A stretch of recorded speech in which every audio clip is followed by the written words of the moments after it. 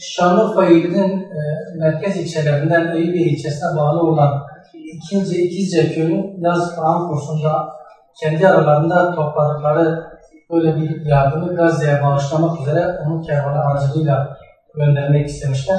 Sağ olsunlar 4 hocamız da kendi arada beraber getirmişler, bunu bile yapmışlar. Biz de bunu bağışlayarak kabul ettik. Aynı zamanda o köyün öğrencileri, hayırseverleri, hepsinin emeği var bunun içerisinde.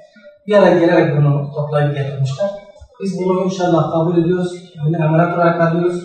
İnşallah bunları Gazze'deki mazlum ve mustazaf olan kardeşlerimize ulaştıracağız.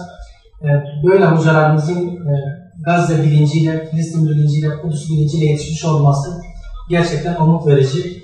Özellikle öğrencilerin Gazze bilinci oluşması, Kudüs bilincinin oluşmuş olması daha da geleceğe yönelik inşallah bizlere ve İslam ümmetine inşallah umut vericidir. Sizlere teşekkür ediyoruz. Böyle öğrenciler yetiştirdiğiniz için.